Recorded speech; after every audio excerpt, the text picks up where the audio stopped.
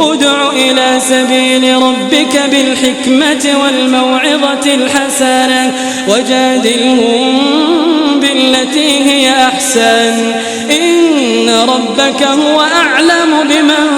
ضل عن سبيله وهو أعلم بالمهتدين وإن عاقبتم فعاقبوا بمثل ما عوقبتم به ولئن صبرتم لهو خير للصابرين واصبر وما صبرك إلا بالله ولا تحزن عليهم ولا تك في ضيق